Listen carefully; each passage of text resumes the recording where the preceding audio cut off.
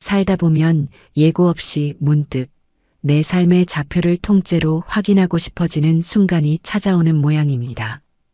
제게는 그 순간이 친구 숙자의 장례식장에서 찾아왔어요. 국화꽃 향보다 진한 향냄새가 코를 찔렀고 사람들의 나직한 울음소리가 법당 안을 무겁게 채우고 있었습니다. 평생 자식들 입에 밥 들어가는 것만 봐도 배가 부르다던 친구, 시집와서 평생 남편과 자식만을 위해 흙처럼 달아버린 친구였습니다. 그런 친구의 마지막 가는 길은 당연히 슬픔과 추모로 가득해야 마땅했죠. 하지만 제 귀에 들려온 것은 그런 애도의 소리가 아니었습니다. 영정사진 속 환하게 웃고 있는 숙자를 등지고 상주 완장을 찬 아들과 딸이 빈소 한쪽 구석에서 목소리를 높이고 있었어요. 그러니까 어머니가 나한테 분명히 강남 아파트는 준다고 하셨잖아. 오빠는 장남이라고 평생 받아먹고 살았으면서 양심도 없어? 그 상가는 내 몫이라고 몇 번을 말해. 그들의 대화는 칼날처럼 날카로워 제 가슴에 와서 박혔습니다. 숙자가 눈을 감은 지 채 이틀도 지나지 않았는데 자식들은 벌써 유산을 두고 으르렁거리고 있었습니다. 주변의 시선도 아랑곳하지 않는 그 모습에 온몸에 소름이 돋았어요. 저는 조용히 그 자리를 빠져나와 숙자의 영정사진 앞에 섰습니다. 사진 속 친구는 여전히 인자하게 웃고 있었지만 그 미소가 어쩐지 서글퍼 보였습니다. 숙자야, 너는 알고 있었니? 내가 평생을 바친 자식들이 저런 짐승 같은 모습이었다는 걸. 장례식장을 나오는 내내 머릿속이 복잡했습니다.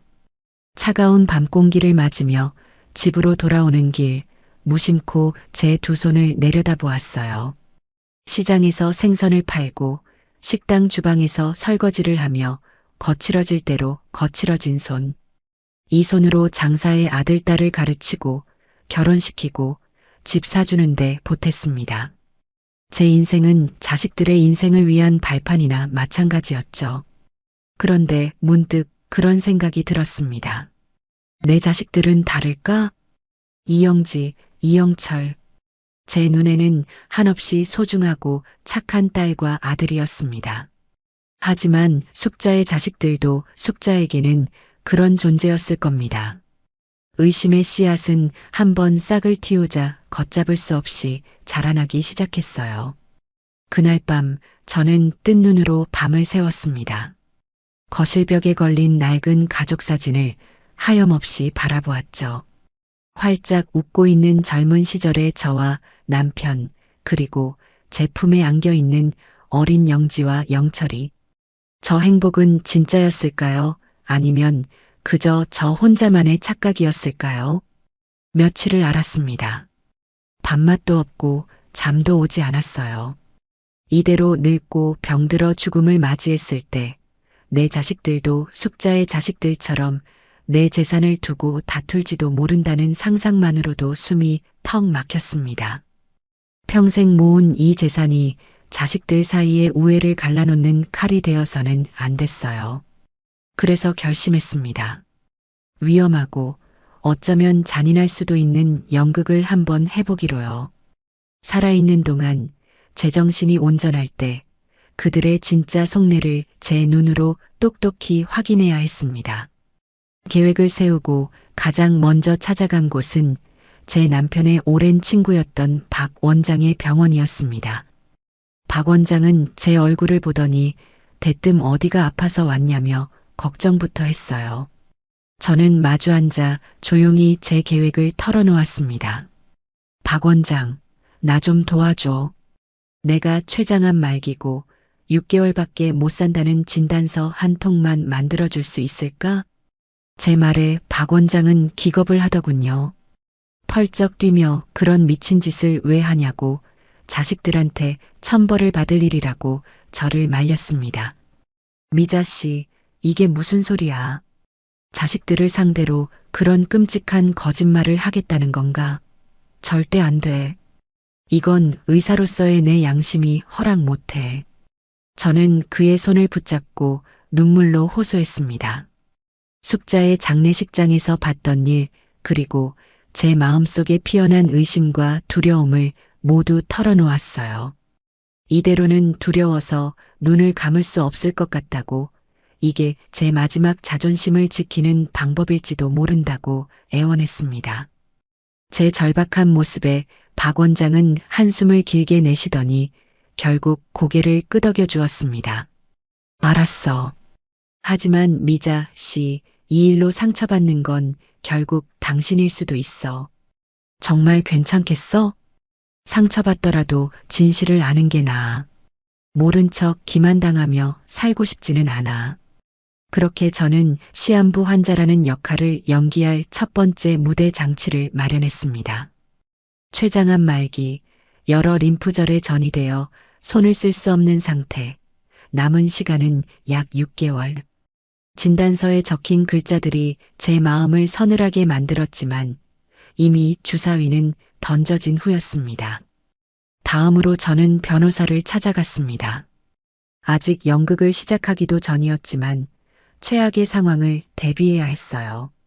변호사에게는 자식들 모르게 재산을 정리해 사회에 환원하고 싶다고 운을 뗐습니다.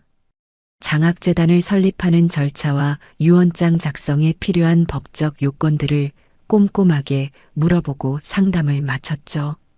변호사는 제가 왜 자식들을 배제하려는지 궁금해했지만 저는 그저 웃으며 나중에 다 알게 될 거라고만 답했습니다. 모든 준비는 끝났습니다. 이제 배우들을 무대 위로 부를 차례였죠. 주말 저녁 저는 자식들에게 전화를 걸었습니다. 일부러 기운 없는 목소리를 만들어냈어요. 나다. 다름이 아니라 너희에게 아주 중요하게 할 말이 있구나. 이번 주말에 다들 시간 좀 내서 집으로 오너라. 사위랑 며느리도 다 같이 와야 한다. 제 목소리가 평소와 다르다는 걸 느꼈는지 딸 영지가 걱정스럽게 물었습니다. 엄마, 무슨 일 있어요? 목소리가 왜 그래요? 와서 들으렴. 전화로 할 얘기는 아니다. 그렇게 약속을 잡고 전화를 끊었습니다. 심장이 미친 듯이 뛰기 시작했어요. 과연 나는 이 연극을 끝까지 잘 해낼 수 있을까? 자식들은 어떤 반응을 보일까? 온갖 생각이 머릿속을 헤집어 놓았습니다. 약속한 일요일 오후 자식들이 하나둘 집으로 모여들었습니다. 가장 먼저 도착한 것은 딸 영지와 사위 박서방이었어요. 영지는 현관에 들어서자마자 제 얼굴을 살피며 호들갑을 떨었습니다. 어머 엄마, 어디 안 좋아요? 얼굴이 왜 이렇게 헬쑥해요? 괜찮다. 어서 들어오너라. 곧이어 아들 영철과 며느리 김인나가 도착했습니다. 아들은 무뚝뚝하게 고개만 까딱하며 들어왔고 며느리는 억지 미소를 지으며 제게 인사를 건넸죠. 모두 거실 소파에 둘러앉자 무거운 침묵이 흘렀습니다. 제 맞은편 벽에 걸린 가족 사진 속의 행복한 모습과 현실의 어색한 공기가 극명한 대조를 이루었습니다. 저는 마른 입술을 혀로 축이며 천천히 입을 열었습니다. 모두의 시선이 제게로 향했죠. 이 순간을 위해 수없이 연습한 대사였습니다. 다들 바쁜데 오라고 해서 미안하구나. 내가 너희를 부른 이유는 얼마 전에 병원에 다녀왔다. 잠시 숨을 골랐습니다. 자식들의 얼굴에 조금씩 긴장감이 어리는 것이 보였어요. 저는 가장 비극적인 표정을 지으며 마지막 대사를 뱉었습니다. 검사 결과가 나왔는데 췌장암 말기란다. 이미 손을 쓸 수 없는 상태고 의사가 길어야 6개월 정도 남았다고 하더구나. 제 말이 끝나자마자 거실은 순간 정지된 그림처럼 변했습니다. 가장 먼저 반응한 것은 딸 영지였어요. 영지는 어머니 하고 비명을 지르며 제게 달려와 무릎을 꿇고 울기 시작했습니다. 그게 무슨 말씀이세요? 말도 안 돼요. 어떤 병원에서 그런 엉터리 진단을 해요. 다시 검사 받아봐요. 네. 제가 더 좋은 병원 알아볼게요. 딸은 제 손을 붙잡고 오열했지만 그 눈물에서 진심 어린 슬픔보다는 과장된 연기의 냄새가 났습니다. 아들 영철은 충격을 받은 듯 멍한 표정으로 저를 보더니 이내 이성적인 질문을 던졌습니다. 어느 병원인데요? 진단서 보여주세요. 오진일 가능성도 있잖아요. 슬픔에 빠지기보다 사실 관계부터 확인하려는 아들의 모습에 가슴 한쪽이 시려왔습니다.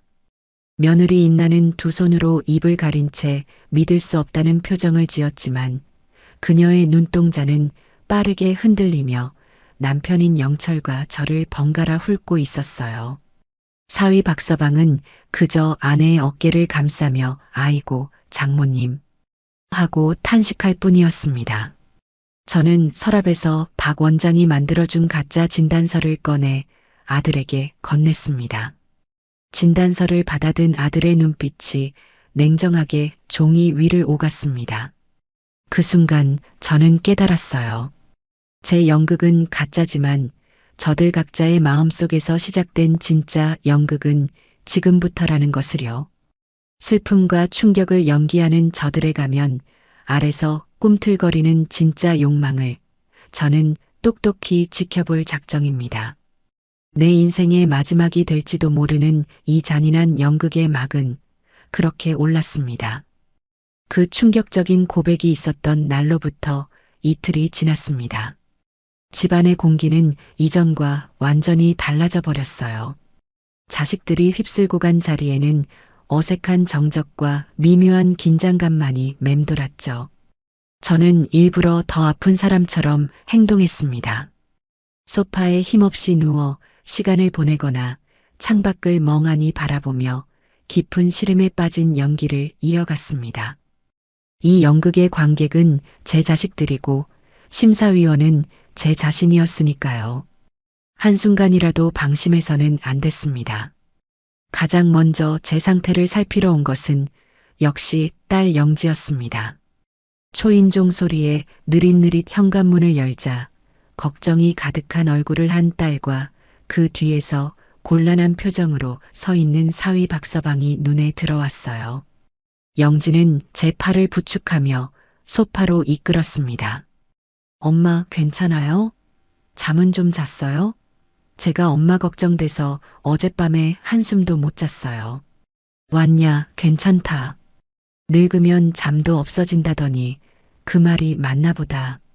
저는 힘겹게 숨을 내쉬며 말했습니다. 영지는 들고 온 커다란 과일 바구니를 식탁 위에 올려놓았어요. 백화점 포장지로 그럴싸하게 포장된 바구니였지만 저는 포장지 한쪽 구석에 가격표를 떼어낸 자국이 희미하게 남아있는 것을 놓치지 않았습니다. 저런 과시적인 효심이 바로 영지의 방식이었죠. 영지는 제 옆에 바싹 붙어 앉아 제 손을 잡았습니다. 그 손은 따뜻했지만 그 온기가 제 마음에까지 닿지는 않았어요. 한참 동안 제 건강을 묻고 병원의 처방에 대해 묻던 영지는 조심스럽게 본론을 꺼내기 시작했습니다. 엄마 요즘 제가 사는 게 너무 힘들어요. 애들 학원비는 달마다 몇백씩 깨지고 서방 월급은 그대로고 서울에서 집 한 칸 가지고 사는 게 이렇게 힘든 일인 줄 몰랐어요. 저는 아무 말 없이 듣고만 있었습니다. 이런 하소연은 어제 오늘의 일이 아니었죠. 하지만 오늘의 하소연은 그 끝에 날카로운 갈고리가 숨겨져 있다는 것을 직감할 수 있었습니다. 영지는 제 눈치를 살피며 말을 이었습니다. 그런데 엄마, 이 집도 참 오래됐잖아요. 엄마랑 아빠랑 고생해서 장만하신 거 알지만 나중에 상속 같은 거 하게 되면 세금이 엄청나게 나온다더라고요. 요즘 부동산 시세가 워낙 올라서 우리가 감당할 수 있는 수준이 아닐 거예요. 그러니까 미리 좀 알아보는 게 좋지 않을까 해서요. 왔구나. 결국 이 말이었습니다. 제 죽음을 기정사실로 받아들이고 그 이후에 챙겨야 할 실리에 대해 벌써부터 계산기를 두드리고 있었던 겁니다. 제 건강에 대한 걱정은 이 말을 하기 위한 기나긴 서론에 불과했어요. 심장이 차갑게 식는 기분이었습니다. 이 아파트는 제 젊음과 맞바꾼 곳이었어요. 돌아가신 남편과 함께 이 집에 처음 이사 오던 날, 낡은 벽지를 뜯어내고 함께 풀칠을 하며 웃었던 기억이 아직도 생생합니다. 영지가 태어나 처음으로 제 방을 가졌다고 기뻐하며 뛰어다니던 모습도 눈에 선했죠. 그 모든 추억이 깃든 공간이 이제는 세금과 시세라는 숫자로 전락해버린 겁니다. 저는 애써 감정을 숨기고 희미하게 웃으며 말했습니다. 그런 건 나중에 생각해도 늦지 않다. 아직 내가 두 눈 시퍼렇게 뜨고 살아있는데 벌써부터 그런 걱정은 할 필요 없어. 제 단호한 대답에 영지의 얼굴에 순간 당혹감이 스쳐 지나갔습니다. 옆에서 안절부절 못하던 사위 박서방이 거들고 나섰어요. 장모님, 영지가 장모님 걱정돼서 그러는 겁니다. 미리 준비해야 나중에 고생 안 하신다고 오해하지 마십시오. 알고 있네. 내 딸인데 내가 왜 모르겠나. 그 마음만 고맙게 받으마. 저는 일부러 눈을 감으며 피곤한 기색을 내비쳤습니다.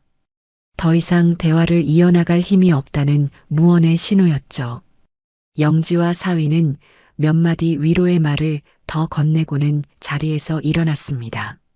현관문을 닫고 돌아서는데 식탁 위에 놓인 화려한 과일 바구니가 마치 제게 보내는 조이금처럼 느껴져 속이 울렁거렸습니다. 그들이 다녀간 다음 날 오후에는 아들 내외가 찾아왔습니다. 며느리 김인나가 어머님, 저희 왔어요 라며 살갑게 문을 열고 들어섰고 아들 영철은 무거운 발걸음으로 그 뒤를 따랐습니다. 인나의 손에는 동네 과일 가게에서 파는 비닐봉지에 담긴 오렌지 몇 개가 들려 있었어요. 어제 영지가 가져온 백화점 과일 바구니와는 초라한 비교가 되었지만 어쩌면 그게 더 솔직한 모습일지도 모르겠다고 생각했습니다. 며느리 인나는 제 앞에 오렌지를 까서 내밀며 호들갑을 떨었습니다. 어머님, 그래도 생각했던 것보다 얼굴은 좋아 보이세요. 약 잘 챙겨 드시고 좋은 생각만 하셔야 해요. 그래, 고맙다. 아들 영철은 소파 한쪽에 묵묵히 앉아 있더군요. 무슨 말을 해야 할지 모르겠다는 듯, 혹은 굳이 할 말을 찾을 필요가 없다는 듯 어색한 표정이었습니다.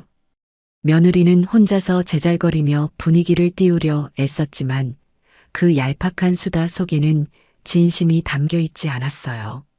저는 이 어색한 연극을 끝내기 위해 다시 한번 피곤한 환자 연기를 시작했습니다. 소파에 깊숙이 몸을 기댄 채 스르르 눈을 감았죠. 잠든 척 혹은 너무 아파서 정신을 잃은 척하는 것이었습니다. 제 숨소리가 고르게 변하자 그들은 제가 잠들었다고 생각한 모양입니다. 며느리 인나가 조심스럽게 아들의 팔을 툭 치며 속삭이기 시작했어요. 저는 모든 신경을 귀에 집중했습니다. 여보, 어머님 저축은행에 넣어둔 예금, 그거 만기가 언제라고 했죠? 아마 내년 초일걸. 왜?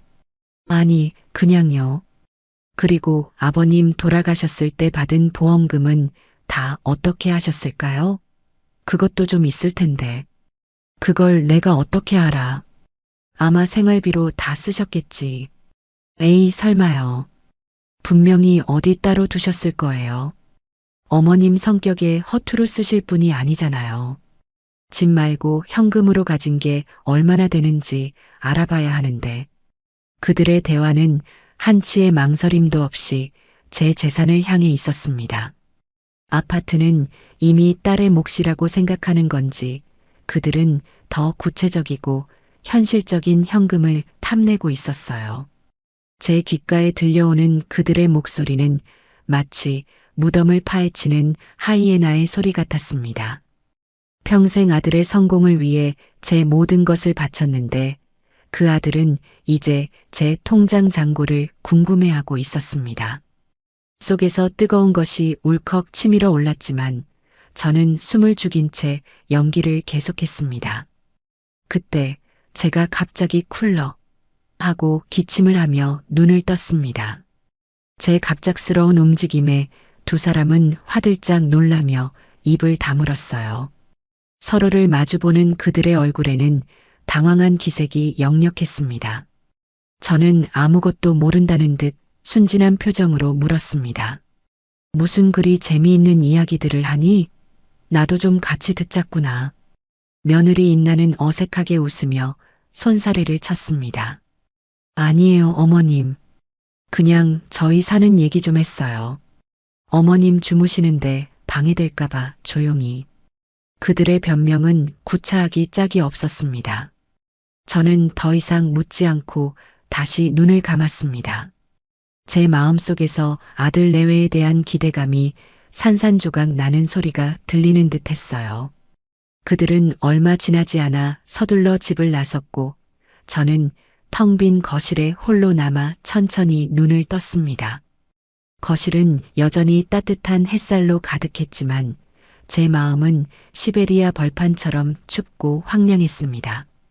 그리고 그날 밤 본격적인 전쟁의 서막이 올랐습니다. 전화벨이 요란하게 울렸어요. 발신자는 딸 영지였습니다. 전화를 받자마자 흥분한 딸의 목소리가 쏟아져 나왔습니다. 엄마, 방금 영철이네 다녀갔다면서요? 걔네가 귤 한 봉지 사들고 와서 집안 구석구석 훑어보고 갔다던데 맞아요? 왔다 갔다. 그건 어떻게 알았니? 엄마, 그걸 몰라요? 걔네 속셈이 뻔하잖아요. 엄마 아프다는 핑계 대고 재산이 얼마나 되는지 염탐하러 온 거라고요. 특히 그 김서방 아주 음흉한 사람이에요. 절대 믿으면 안 돼요. 딸은 마치 제가 사기라도 당한 것처럼 열을 냈습니다. 동생에 대한 비난을 쏟아내며 자신만이 진정으로 저를 위하는 자식이라는 점을 필사적으로 강조했어요. 저는 지친 목소리로 대답했습니다. 알았다. 너무 걱정하지 마라. 영지와의 통화가 끝나고 채 10분도 지나지 않아 이번에는 아들 영철에게서 전화가 왔습니다. 아들의 목소리는 낮고 단단했지만 그 안에는 분노가 서려 있었어요. 어머니, 방금 누나랑 통화하셨죠? 누나네 요즘 사업 어렵다는 소문이 파다해요. 누나가 어머니 재산 노리고 접근하는 거니까 절대 조심하셔야 합니다. 아픈 엄마 등쳐먹으려는 속셈이 빤히 보여요. 서로를 향한 비난과 의심, 탐욕스러운 주장들이 전화선을 타고 제게로 쏟아졌습니다. 그들은 서로가 불효자라고 손가락질했지만 제 눈에는 둘 다 똑같은 모습으로 보일 뿐이었어요. 아픈 어머니의 병세를 걱정하는 진심 어린 목소리는 어디에도 없었습니다. 오직 재산을 지키고 자신의 몫을 더 많이 차지하려는 욕심만이 전화기 너머에서 이글거리고 있었죠. 저는 알았다. 이제 그만하거라. 피곤하구나. 라는 말을 남기고 전화를 끊었습니다. 수화기를 내려놓자 집안은 다시 깊은 침묵에 빠졌습니다. 시계의 초침 소리만이 유난히 크게 들렸어요. 저는 소파에 깊숙이 몸을 묻었습니다. 제 연극은 이제 시작일 뿐인데 벌써부터 배우들은 가면을 벗고 서로를 물어뜯기 시작했습니다. 이 연극의 결말이 어떻게 될지 두렵기도 했지만 한편으로는 오기가 생겼습니다.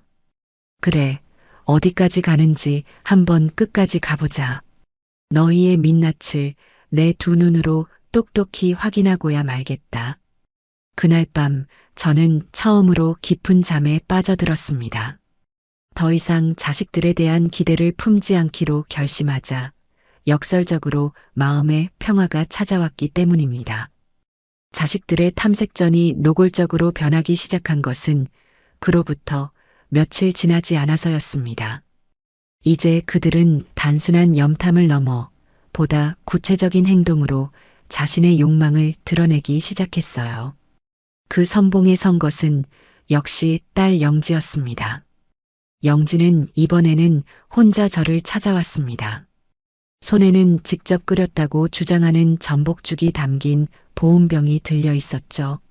하지만 저는 그 보온병에 붙어 있는 유명죽 전문점의 스티커를 보고 속으로 쓴웃음을 삼켰습니다. 엄마, 식사는 하셨어요? 입맛 없으실 것 같아서 전복죽 좀 끓여왔어요. 이거 드시고 기운 내셔야 해요. 고맙다. 너가 고생이 많구나. 저는 영지가 차려준 죽을 깨작거리며 먹는 척했습니다. 영지는 맞은편에 앉아 안타까운 표정으로 저를 바라보았죠. 한참 동안 제 건강과 안부를 묻던 그녀는 드디어 준비해 온 진짜 용건을 꺼냈습니다. 그녀는 갑자기 눈물을 글썽이며 제 손을 잡았어요. 엄마, 제가 어젯밤에 끔찍한 꿈을 꿨어요. 엄마가 하늘나라로 가시고 나서 저랑 영철이랑 재산 때문에 얼굴도 안 보고 사는 꿈이었어요. 꿈인데도 너무 생생해서 잠에서 깨서 한참을 울었어요. 저는 말없이 그녀의 다음 말을 기다렸습니다. 그녀의 레퍼토리는 언제나 이런 식이었죠. 감정에 호소하며 자신의 요구를 정당화하는 것. 엄마, 이런 말 꺼내는 거 정말 죄송하고 불효막심한 거 아는데요. 엄마가 저희 남매 싸우는 걸 원하지는 않으시잖아요. 그렇죠? 그러니까 엄마가 정신 더 흐려지시기 전에 미리 정리를 해두시는 게 어떨까 싶어요. 그게 엄마 마음도 편하고 저희도 엄마 뜻을 따르는 길이고요. 영지는 핸드백에서 작은 명함 한 장을 꺼내 제 앞에 조심스럽게 내려놓았습니다. 공증 전문 변호사라는 글자와 함께 낯선 이름이 적혀 있었어요. 유언장을 작성하라는 노골적인 압박이었습니다. 마침 제 친구 남편이 이쪽 일을 하는데 아주 꼼꼼하고 믿을 만한 분이에요. 엄마가 힘들지 않게 제가 미리 다 알아보고 약속도 잡아놓을 수 있어요. 그냥 엄마는 도장만 찍으시면 돼요. 모든 것을 저를 위해 준비했다는 듯한 말투였지만 그 속에는 하루빨리 자신의 몫을 문서로 확정짓고 싶어 하는 조급함이 가득했습니다. 저는 힘없는 목소리로 대답했어요. 내가 없으면 너희가 알아서들 잘 나눠 가지면 되지. 뭘 벌써부터 그렇게 법까지 찾고 그러니. 나는 그런 거 잘 모른다. 엄마, 요즘 세상이 어떤 세상인데요? 법대로 확실하게 해놓지 않으면 꼭 탈이 나요. 영철이 옆에 그 뱀 같은 여자가 버티고 있는데 저는 하나도 못 믿겠어요. 결국은 또 동생 내외에 대한 불신과 자신의 이익을 지키려는 마음뿐이었습니다. 저는 더 이상 대꾸할 가치를 느끼지 못하고 고개를 돌려 창밖을 바라보았습니다. 제 반응에 초조해진 영지는 한참을 더 유언장의 필요성에 대해 역설하다가 결국 아무런 소득 없이 자리에서 일어나야 했습니다. 그녀가 돌아간 뒤 식탁 위에 덩그러니 남겨진 변호사의 명함이 마치 저를 향한 최후 통첩처럼 보였습니다. 딸이 다녀간 지 이틀 뒤 이번에는 아들 영철이 예고 없이 들이닥쳤습니다. 그런데 혼자가 아니었어요. 멀끔하게 차려입은 젊은 남자를 대동하고 나타났습니다. 아들은 그를 유능한 금융 컨설턴트라고 소개했죠.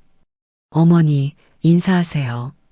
이쪽은 제 지인인데 자산관리 전문가예요. 어머니가 편찮으시다는 이야기 듣고 걱정이 돼서 함께 와주셨습니다. 저는 속으로 코웃음을 쳤습니다. 자산관리 전문가라니 참으로 그럴듯한 포장이었습니다. 컨설턴트라는 남자는 소파에 앉자마자 전문가용 가방에서 노트북과 서류 뭉치를 꺼내 놓았습니다. 그리고는 현란한 용어들을 섞어가며 제 자산을 안전하고 효율적으로 관리해야 한다고 떠들기 시작했어요. 어머님, 현재 어머님께서 보유하신 부동산과 금융 자산을 그대로 두시면 향후 인플레이션과 세금 문제로 인해 실질 가치가 크게 하락할 수 있습니다. 저희가 제안해드리는 포트폴리오를 통해 절세 효과를 극대화하고 안정적인 수익을 창출하여 자산을 지켜드릴 수 있습니다. 저는 눈이 침침하고 귀가 잘 들리지 않는 늙은이 행세를 하며 그들의 말을 건성으로 들었습니다. 한참을 떠들던 컨설턴트는 마침내 서류 몇 장을 제 앞에 내밀었습니다. 그래서 어머님의 효율적인 자산 관리를 위해 이 위임장에 서명만 해주시면 저희가 모든 것을 알아서 처리해 드리겠습니다. 자산관리 위임 계약서라는 제목 아래 깨알 같은 글씨들이 가득했습니다. 저는 돋보기를 찾는 척하며 시간을 끌다가 아들에게 물었습니다. 영철아, 나는 눈이 어두워서 잘 보이지도 않는구나. 이게 다 무슨 소리인지 내가 좀 읽어다오. 아들은 기다렸다는 듯 서류를 받아들고 읽기 시작했습니다. 하지만 그는 교묘하게 중요한 부분들을 건너뛰거나 얼버무렸어요. 모든 자산에 대한 포괄적 처분 권한, 대리인에게 전적인 재량권을 위임함 같은 결정적인 문구들은 마치 없는 내용인 것처럼 슬쩍 넘어갔습니다. 제 모든 재산을 아들의 손에 넘기라는 소리나 마찬가지였습니다. 제 아들이 제 뱃속으로 낳은 자식이 저를 상대로 사기를 치고 있는 현장이었습니다. 가슴에 칼이 박히는 듯한 통증이 느껴졌지만 저는 애써 태연한 표정을 유지했습니다. 아이고 머리야. 너무 복잡해서 무슨 소린지 하나도 모르겠다. 다음에 내가 정신이 좀 더 맑을 때 다시 보자꾸나. 저는 머리를 감싸쥐며 아프다는 신호를 보냈습니다. 아들과 컨설턴트는 아쉬운 표정을 감추지 못했지만 죽어가는 노인에게 더 강요할 수는 없었는지 결국 서류를 챙겨 자리에서 일어났습니다. 그들이 떠나고 난 뒤 저는 한참 동안이나 소파에 못 박힌 듯 앉아 있었습니다. 딸은 유언장을 쓰라고 압박하고 아들은 재산관리 권한을 넘기라고 저를 속이려 합니다. 이것이 제가 평생을 바쳐 키운 자식들의 진짜 모습이었습니다. 눈물이 쏟아질 것 같았지만 저는 입술을 깨물고 참았습니다. 지금은 울 때가 아니었어요. 증거를 모아야 했습니다. 그날 오후 저는 곧바로 전자상가로 나가 아주 작고 성능 좋은 녹음기 하나를 샀습니다. 그리고 다음 계획을 준비했죠. 며칠 뒤 저는 며느리 인나에게 전화를 걸어 반찬 몇 가지를 부탁했습니다. 몸이 아파 아무것도 할 수 없으니 와서 좀 도와달라는 명분이었죠. 인나는 기다렸다는 듯이 한달음에 달려왔습니다. 저는 그녀가 주방에서 반찬을 만드는 동안 거실 소파에 앉아 아들 영철에게 전화를 걸었습니다.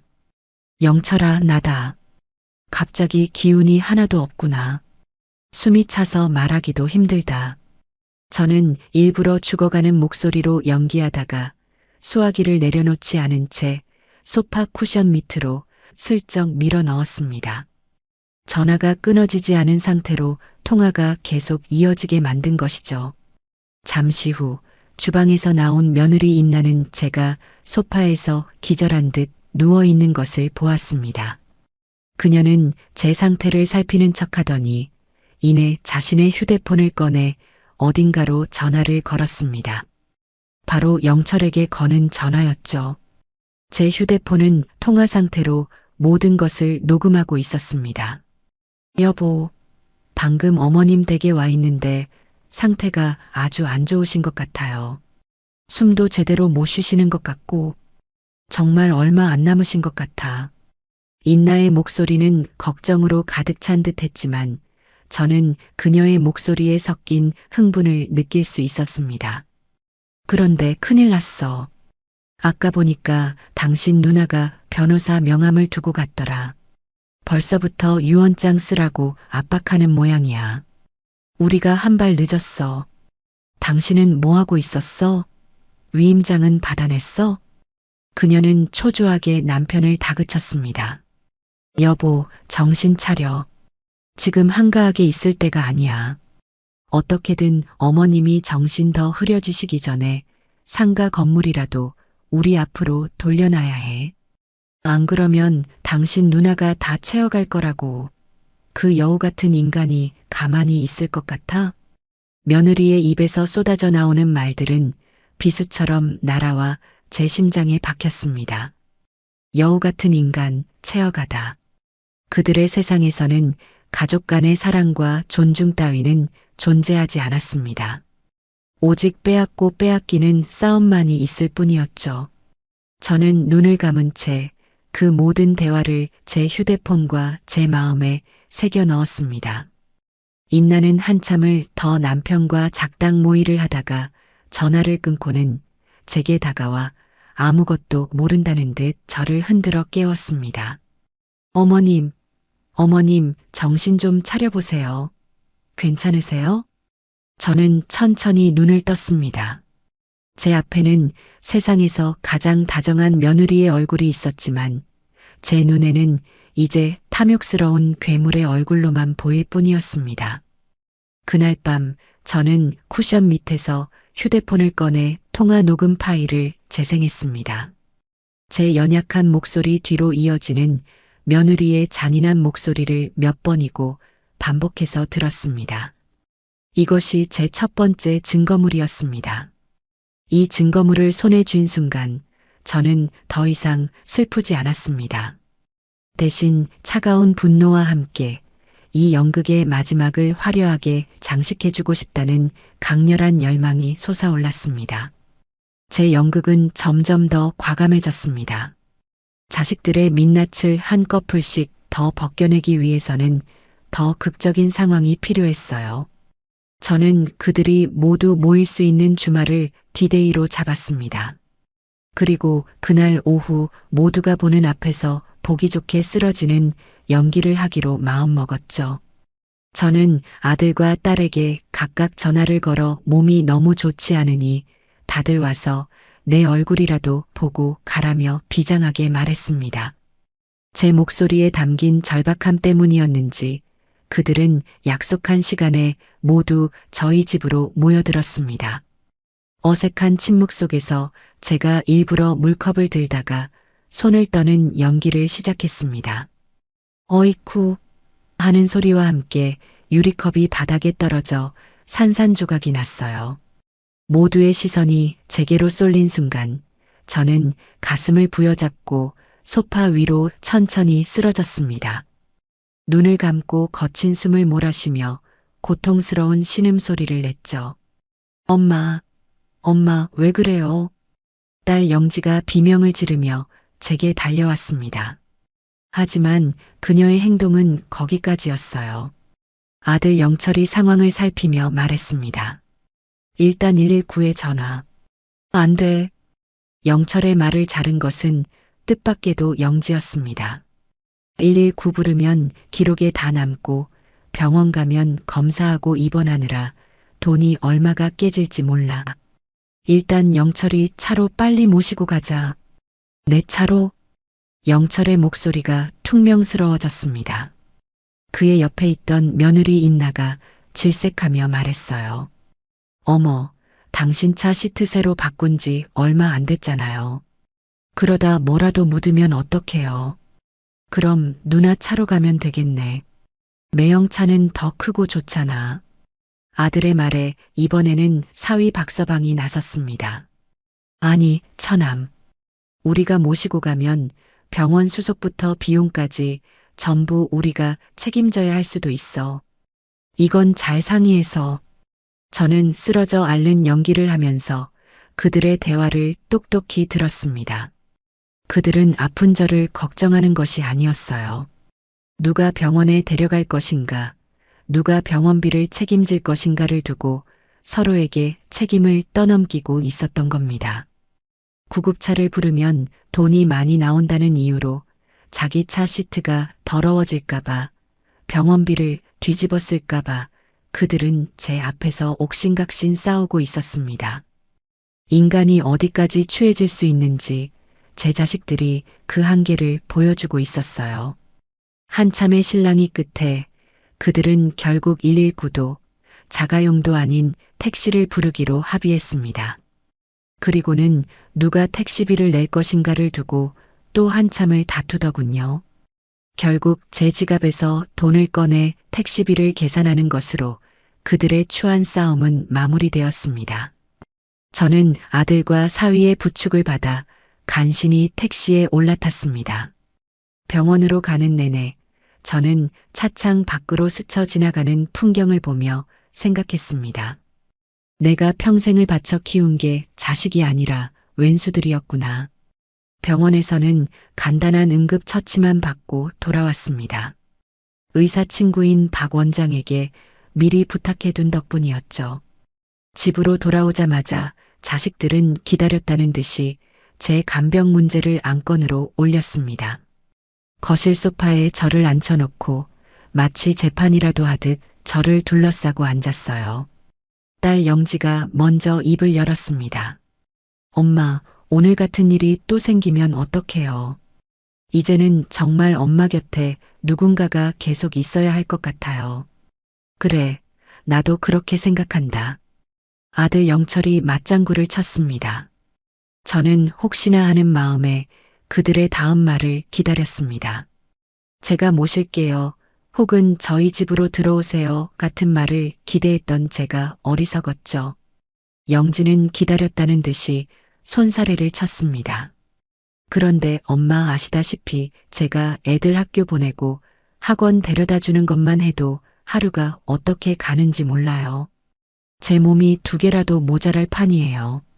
마음은 정말 굴뚝 같은데 현실이 따라주질 않네요. 그녀의 말이 끝나기 무섭게 며느리 인나가 바통을 이어받았습니다. 어머님, 저도 직장 생활하는 여자가 어떻게 시어머니 병수발을 들겠어요. 상사 눈치 보여서 휴가 한번 내기도 힘든 세상인걸요. 그리고 제가 원래 허리가 안 좋아서 무거운 건 들지도 못해요. 그들은 서로 약속이라도 한 듯 자신들이 저를 모실 수 없는 이유를 정성껏 늘어놓았습니다. 그리고는 마침내 그들의 진짜 해결책을 제시했죠. 제안을 한 것은 아들 영철이었습니다. 방법이 없는 건 아니에요. 어머니 앞으로 된 오피스텔 하나 있잖아요. 그거 처분하면 보증금에 월세까지 꽤 나올 텐데 그 돈으로 전문 간병인을 구하고 병원비로 쓰면 되겠네요. 그 말이 나오자마자 다른 3사람은 기다렸다는 듯이 고개를 끄덕였습니다. 어머, 그거 좋은 생각이다. 역시 영철 씨가 똑똑해. 그게 모두에게 가장 합리적인 방법이겠네요, 장모님. 그들은 제 재산을 팔아 저를 돌보겠다는 기막힌 해결책에 만장일치로 찬성했습니다. 그들의 얼굴에는 일말의 죄책감도 찾아볼 수 없었어요. 오히려 아주 좋은 방법을 찾아냈다는 듯 뿌듯한 표정마저 감돌았습니다. 저는 기가 막혀서 헛웃음이 나왔습니다. 제 돈으로 제 집을 팔아 저를 돌보겠다니요. 이게 그들이 말하는 효도였습니다. 저는 힘없는 목소리로 물었습니다. 내 집을 팔라고?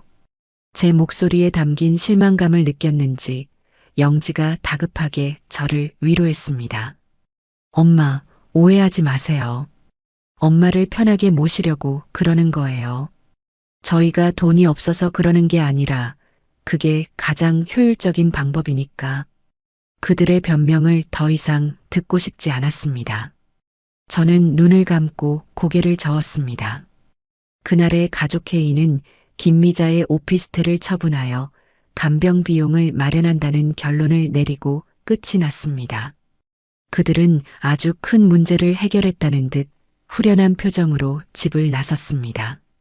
며칠 뒤 며느리 인나가 혼자 반찬을 들고 저를 찾아왔습니다. 그녀는 유난히 살갑게 굴며 제 옆에서 제잘거렸죠. 제가 잠시 차를 내오기 위해 주방으로 들어간 사이 거실에서 쨍그랑 하는 날카로운 소리가 들렸습니다.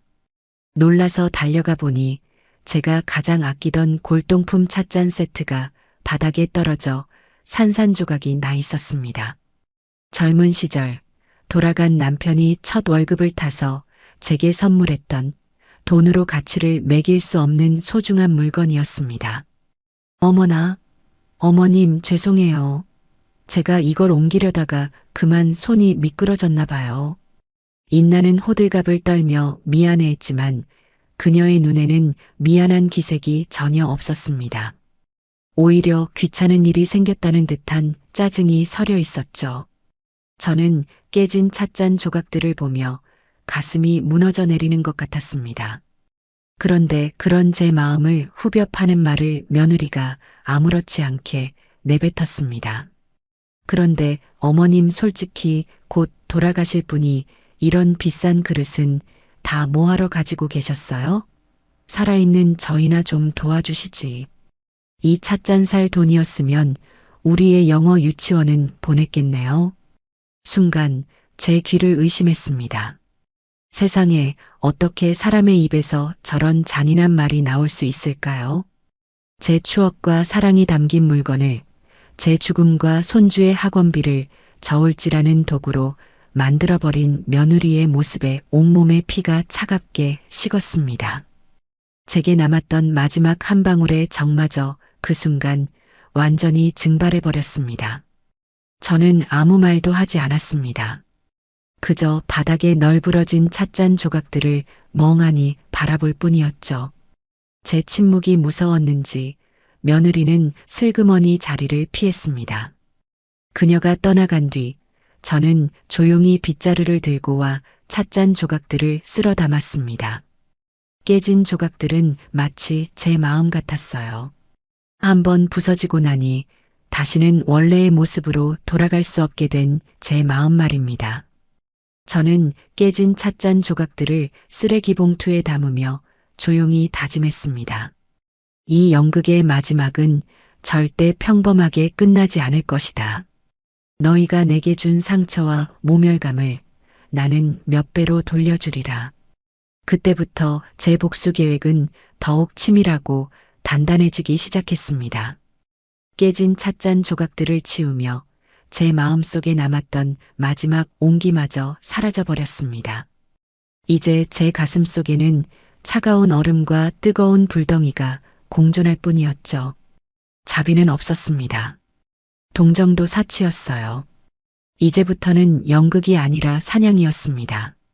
저는 그들의 모든 행동과 말을 증거로 수집하고 가장 결정적인 순간에 그들의 숨통을 끊어놓을 덫을 놓기 시작했습니다. 제 계획에 다음으로 걸려든 사냥감은 사위 박서방이었습니다. 어느 평일 오후 사위가 혼자 저를 찾아왔습니다. 손에는 고급 양주 상자를 들고 있었죠. 평소 그의 얄팍한 주머니 사정을 생각하면 무리한 지출이었습니다. 저는 그가 풍기는 능구렁이 같은 미소 뒤에 숨겨진 진짜 목적이 무엇일지 가만히 지켜보았습니다. 장모님, 기력 없으실 텐데 혈액순환에 좋다고 해서 한 병 사왔습니다. 저녁에 주무시기 전에 한 잔씩만 하시면 몸이 따뜻해지실 겁니다. 자네가 웬일인가. 이런 비싼 걸 다 사오고 자네 형편도 넉넉지 않을 텐데. 제 말에 사위는 손을 내저으며 너털 웃음을 쳤습니다. 에이, 장모님. 저한테는 장모님이 하늘이나 마찬가지인데 이 정도는 아무것도 아닙니다. 그런데 장모님 드릴 말씀이 있어서 혼자 찾아왔습니다. 저는 소파에 앉아 그를 쳐다보았습니다. 그는 제 맞은편에 공손하게 앉아 잠시 뜸을 들였습니다. 마치 중대한 비밀이라도 털어놓으려는 사람처럼 비장한 표정까지 지어 보였죠. 장모님께서 이렇게 편찮으시니 제 마음이 너무나 아픕니다. 다른 무엇보다 장모님께서 눈을 감으실 때 영지 걱정은 덜고 가셔야 하지 않겠습니까? 또 영지 이야기였습니다. 그는 언제나 제 딸을 방패막이로 삼아 자신의 이익을 챙기려 들었죠. 저는 아무 말 없이 다음 말을 기다렸습니다. 그는 가방에서 빳빳한 종이로 만든 브로슈어를 꺼내 제 앞에 펼쳤습니다. 미래에너지 신재생에너지 투자 제안서라는 거창한 제목이 눈에 들어왔어요. 장모님, 제가 요즘 아주 유망한 사업을 하나 추진하고 있습니다. 친환경 에너지 사업인데 앞으로 10년, 20년은 보장된 미래 먹거리입니다. 여기에 투자하시면 1년 안에 원금의 2배는 보장해 드릴 수 있습니다. 그의 눈이 탐욕으로 번들거렸습니다. 저는 속으로 기가 막혔지만 겉으로는 아무것도 모르는 순진한 노인처럼 눈을 동그랗게 떴습니다. 원금의 2배라니. 그렇게 좋은 사업이 세상에 어디 있나? 있습니다, 장모님. 이건 아무에게나 오는 기회가 아닙니다. 제가 장모님을 제 친어머니처럼 생각하기에 특별히 드리는 제안입니다. 장모님께서 저에게 상가 건물 보증금 정도만 투자를 해주시면 제가 그 돈을 몇 배로 불려서 영지 호강시키며 살게 하겠습니다. 장모님 마지막 가시는 길 딸 걱정은 덜고 편히 가실 수 있도록 제가 해드리겠습니다. 저는 그의 얼굴을 빤히 쳐다보았습니다. 죽어가는 장모의 돈을 빼내 자신의 부실한 사업에 투자하려는 속셈을 효도와 아내, 사랑이라는 말로 포장하는 그의 뻔뻔함에 혀를 내둘렀습니다. 예전에도 그의 사업 실패를 몇 번이나 제 돈으로 막아주었던 기억이 떠올랐습니다. 그는 그때나 지금이나 변한 것이 하나도 없었어요. 저는 일부러 더 어리숙한 표정을 지으며 물었습니다. 그런데 박서방, 그렇게 좋은 사업이면 은행에서 대출을 받으면 되지. 왜 나 같은 늙은이를 찾아왔나? 제 순진한 질문에 그의 얼굴이 순간 굳어졌습니다. 아, 그게 장모님. 은행은 절차가 복잡하고 또 담보를 요구해서요. 하지만 이건 확실한 사업이라. 확실한 사업인데 은행에서 돈을 안 빌려준단 말인가? 저는 계속해서 순진한 질문을 던졌습니다. 제 질문이 허점을 찌를수록 그는 점점 더 당황하며 말을 더듬었습니다. 결국 그는 얼굴이 벌개진 채로 자신이 가져온 제안서를 다시 가방에 쑤셔 넣었습니다. 저는 힘없는 목소리로 말했죠. 나는 그런 거 잘 모르네. 자네가 알아서 잘하게. 나는 이제 돈 같은 건 다 부질없어. 사위는 아무런 소득 없이 돌아가야 했습니다. 그가 나간 뒤 저는 그가 두고 간 양주 상자를 열어보지도 않고 그대로 창고에 처박아 두었습니다. 저런 인간이 주는 것은 독이나 마찬가지였으니까요. 사위가 다녀간 며칠 뒤 이번에는 며느리 인나가 타겟이었습니다. 그녀는 지난번 찻잔 사건 이후로 제 눈치를 살피며 한동안 뜸했었죠. 저는 그녀를 제 무대 위로 끌어들이기 위해 전화를 걸었습니다. 인나야, 나다. 너가 지난번에 내 방 정리 좀 도와준다고 했지? 내가 기운이 없어서 그런데 오늘 와서 옷장 정리 좀 도와줄 수 있겠니? 며느리는 기다렸다는 듯이 달려왔습니다. 그녀의 목표는 언제나 제 방 그 중에서도 제 패물함이라는 것을 저는 잘 알고 있었어요. 저는 그녀를 안방으로 들였습니다. 그녀는 제 옷장을 정리하는 척하면서 계속해서 화장대 위에 놓인 자기의 패물함을 곁눈질했습니다. 저는 일부러 침대에 누워 힘겹게 숨을 몰아쉬는 연기를 하며 그녀에게 기회를 주었습니다. 아니나 다를까 그녀는 옷 정리를 마쳤다며 제게 다가왔습니다. 그리고는 마치 우연히 발견한 것처럼 패물함을 보며 감탄사를 내뱉었어요. 어머님, 이거 정말 예쁘네요. 자개가 참 곱다. 그녀는 조심스럽게 패물함을 열었습니다. 그 안에는 제 결혼 반지, 남편이 선물해준 진주 목걸이, 그리고 제가 평생 모아온 작은 금부치들이 들어있었죠. 모두 제 인생의 마디마디가 새겨진 소중한 물건들이었습니다. 인나는 그 중에서도 가장 화려해 보이는 진주 목걸이를 집어들었습니다. 어머님, 이 목걸이 하셨을 때 정말 여왕님처럼 고우셨는데 기억나세요? 그녀는 제 손에 목걸이를 쥐어주며 감상에 젖은 듯한 표정을 지었습니다. 그리고는 마침내 제가 예상했던 바로 그 말을 꺼냈습니다. 어머님 가시고 나면 제가 이거라도 보면서 어머님을 추억하고 싶어요. 어머님이 제게 주시는 마지막 선물이라고 생각하고 제가 평생 간직할게요. 네. 살아있는 사람 앞에서 유품을 달라는 그 대담함과 잔인함에 저는 순간 숨을 멈췄습니다. 그녀의 눈에는 슬픔이나 추억이 아니라 오직 진주의 광채와 금의 무게만이 담겨 있었어요. 저는 그녀를 실망시키지 않기 위해 희미하게 미소 지으며 말했습니다. 그러냐? 너가 그렇게 원한다면 내가 한번 생각해 보마. 제 긍정적인 반응에 며느리의 얼굴이 환하게 밝아졌습니다. 그녀는 제 손을 잡고 어머님 정말 감사해요. 라며 기뻐했죠. 저는 그 모습을 보며 생각했습니다. 그래, 실컷 기뻐해라. 너는 내 보석이 아니라 내가 설치한 덫에 걸려든 것이다. 그리고 그날 저녁 저는 계획의 마지막 단계를 실행에 옮겼습니다. 딸 영지에게 전화를 걸어 스피커폰으로 통화를 시작했어요. 일부러 잘 들리지 않는다며 볼륨을 최대한 키웠죠. 딸과 안부를 묻고 있는데 마침 함께 있던 사위 박서방이 전화를 바꿔받았습니다. 저는 그와 몇 마디 대화를 나누다가 결정적인 순간에 다른 번호를 눌러 통화 병합 버튼을 눌렀습니다. 어머, 마침 인나에게서 전화가 오네. 다 같이 이야기하면 좋겠다. 내가 전화를 합쳐볼게. 요즘 휴대폰은 이런 것도 다 되는구나. 저는 늙은이가 신기한 기능을 써본다는 듯 어설프게 연기했습니다. 잠시 후 전화기 너머로 며느리 인나의 목소리가 들렸습니다. 여보세요? 어머님? 아, 안녕하세요. 그렇게 사돈지간인 두 사람이 제 전화를 통해 연결되었습니다. 저는 그때를 놓치지 않고 심하게 기침을 하기 시작했습니다. 콜록, 콜록. 아이고, 숨이야. 저는 전화기를 소파 위로 떨어뜨리는 척했습니다.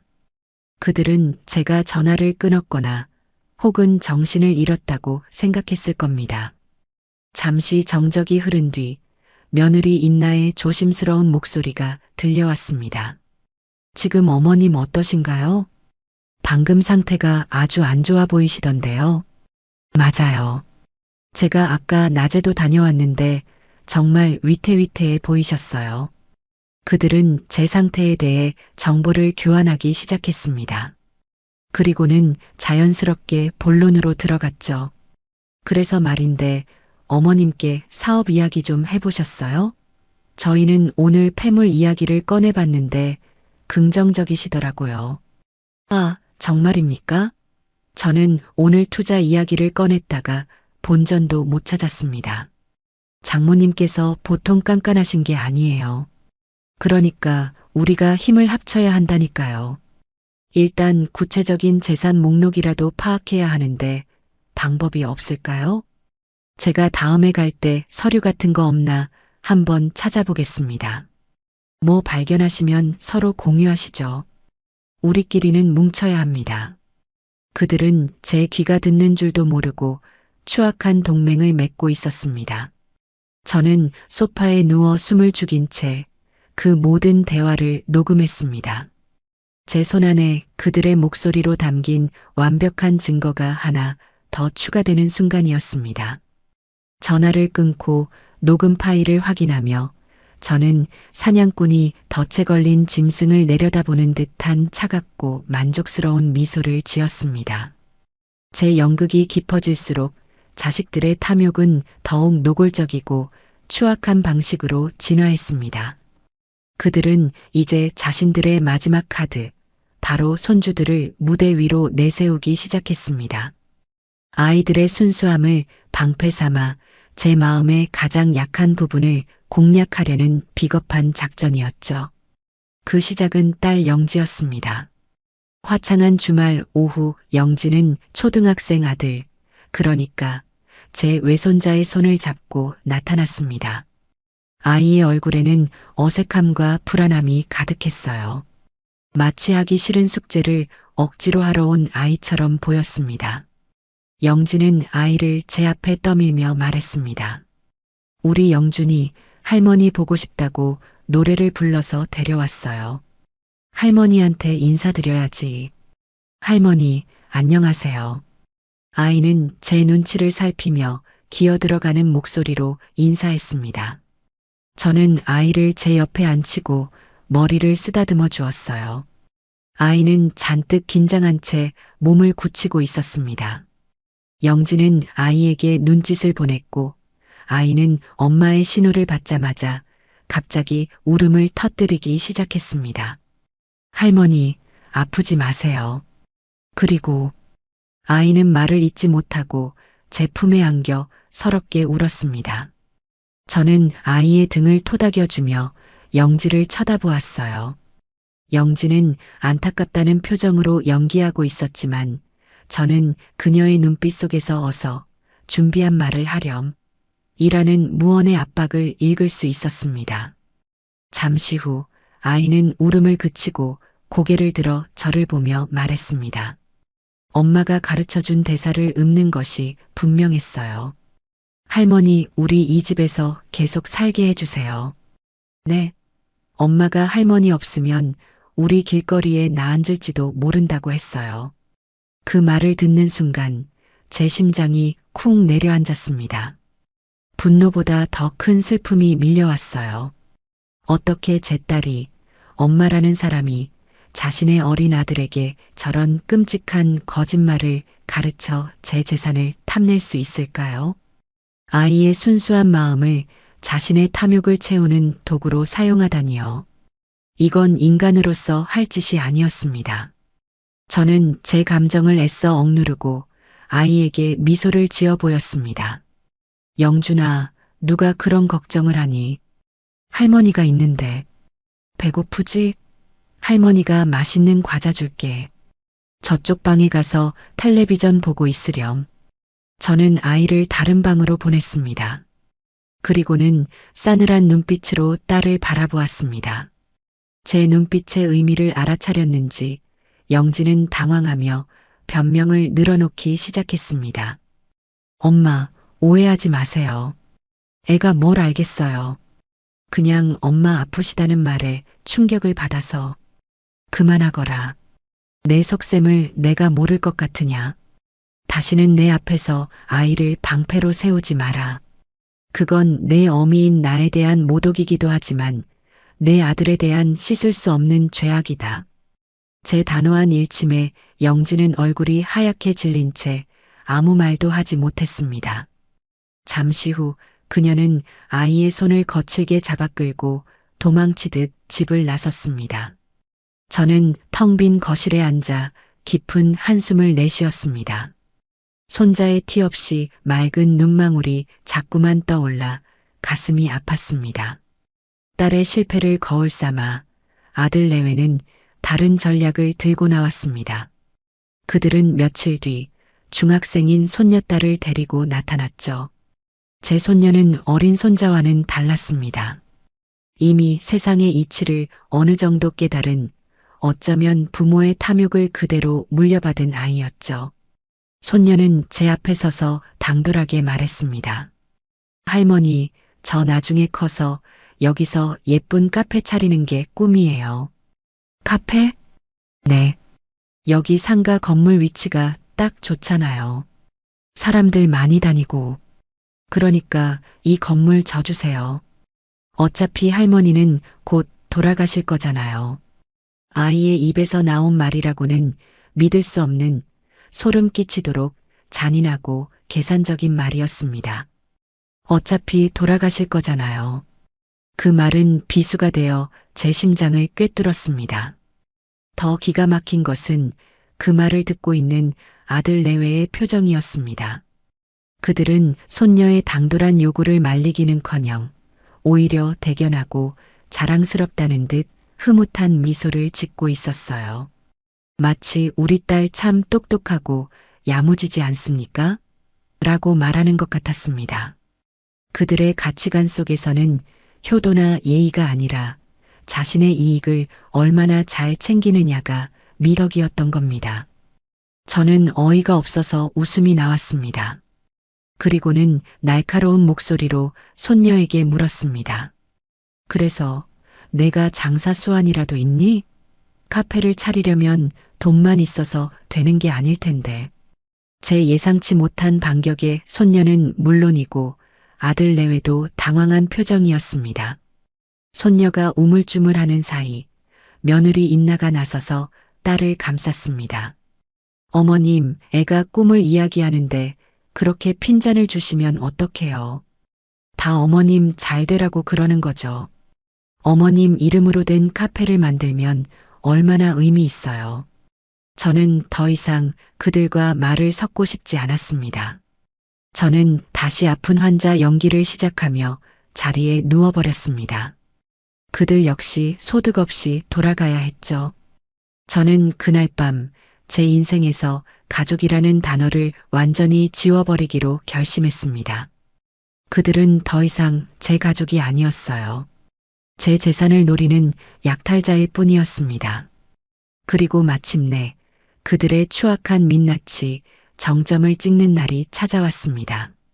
제가 너희들이 이렇게 부모를 생각하니 나도 이제 슬슬 유산 정리를 해야겠다고 모호한 말을 흘린 것이 화근이었습니다. 그들은 제 말이 자신들의 승리를 예고하는 신호라고 착각했던 모양입니다. 그 주말 그들은 모두 제 집에 모였습니다. 그리고 제 앞에서 서로의 몫을 차지하기 위한 끔찍한 싸움을 시작했습니다. 먼저 포문을 연 것은 딸 영지였습니다. 엄마, 그래도 마지막은 딸인 제가 모셔야죠. 이 아파트는 제가 물려받아서 엄마의 흔적을 고스란히 간직하며 살고 싶어요.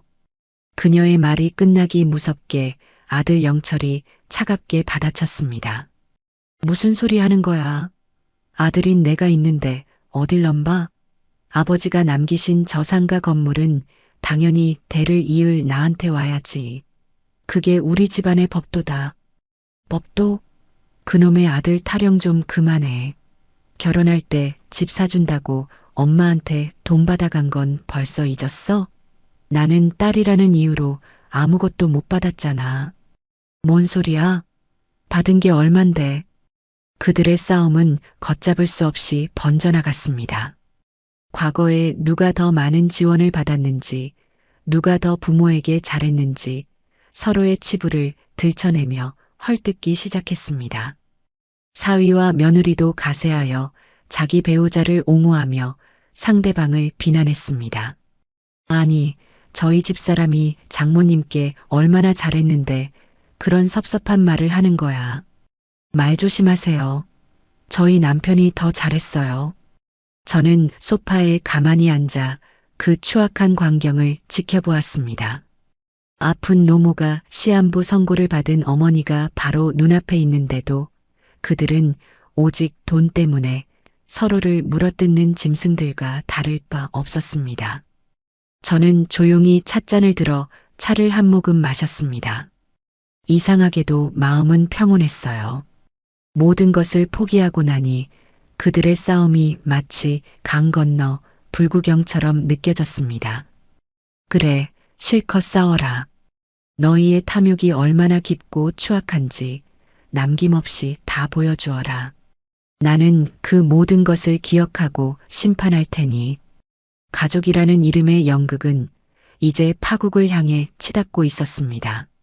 손주들을 앞세운 작전마저 실패로 돌아가고 제 앞에서 추악한 싸움까지 벌인 자식들은 이제 초조해지기 시작했습니다. 그들의 조급함에 불을 지핀 것은 제가 우연히 흘린 한 장의 서류였습니다. 저는 의사 친구인 박 원장에게 부탁해 새로운 진단서를 하나 더 만들었어요. 급격한 병세 악화로 자녀 기대 수명 2개월로 단축됨. 저는 이 진단서를 제 서재 책상 위에 마치 실수로 올려둔 것처럼 놓아두었습니다. 그 미끼를 가장 먼저 문 것은 아들 영철이었습니다. 그는 며칠 뒤 다급한 얼굴로 저를 찾아왔습니다. 그의 손에는 두툼한 서류 봉투가 들려 있었어요. 어머니, 큰일 났어요. 병세가 이렇게 갑자기 나빠지시면 어떡해요. 이제 갈 때가 된 모양이다. 저는 체념한 듯 힘없이 말했습니다. 아들은 제 침대 곁으로 다가와 서류 봉투를 꺼냈습니다. 어머니, 정신 더 흐려지시기 전에 빨리 여기에 서명부터 하셔야 해요. 병원에 입원하려면 이런저런 동의서가 많이 필요해요. 제가 다 알아서 처리할 테니 어머니는 도장만 찍어주세요. 그는 제 앞에 서류 몇 장을 펼쳐놓고 제 손에 억지로 펜을 쥐어주었습니다. 저는 눈이 침침한 척하며 서류를 들여다보았습니다. 입원 동의서, 치료 동의서라는 글자들 사이로 교묘하게 끼워 넣어진 다른 문서들이 보였습니다. 부동산 증여 계약서, 그리고 상속 포기 각서. 제 아들이 제 모든 재산을 날로 삼키기 위해 사문서까지 위조해 제게 들이밀고 있는 것이었습니다. 온몸에 피가 역류하는 듯한 분노가 치밀었지만 저는 태연하게 연기했습니다. 아이고, 이게 다 무슨 글자냐. 내가 도무지 알아볼 수가 없구나. 저는 서류를 받아드는 척하다가 손을 떨며 침대 옆에 있던 물컵을 실수로 엎질렀습니다. 물이 쏟아지며 서류들을 완전히 적셔버렸죠. 어머나, 이를 어째. 내가 늙어서 손에 힘이 없어서. 아들은 망연자실한 표정으로 젖어버린 서류를 바라보았습니다. 그의 얼굴에는 분노와 실망감이 그대로 드러났습니다. 그는 젖은 서류들을 신경질적으로 구겨쥐고는 다음에 다시 오겠습니다. 라는 말을 남기고 쿵쾅거리며 방을 나갔습니다. 저는 그가 사라진 뒤에도 한참 동안이나 떨리는 손을 진정시켜야 했습니다. 이제는 단순한 탐욕을 넘어 명백한 범죄를 저지르려고 하는 아들의 모습에 인간에 대한 환멸이 극한에 달했습니다. 아들이 실패하자 이번에는 딸 영지가 나섰습니다. 그녀의 방식은 아들보다 더 교활하고 음험했죠. 그녀는 어느 날 화사한 표정으로 저를 찾아와 한 장의 팸플릿을 내밀었습니다. 엄마, 제가 엄마를 위해서 정말 좋은 곳을 알아냈어요. 여기 보세요. 공기도 좋고 시설도 호텔급인 요양원이에요. 여기서 전문적인 간호를 받으면서 편안하게 지내시는 게 어떨까요? 팸플릿 사진 속 요양원은 푸른 숲에 둘러싸인 그림 같은 곳이었습니다.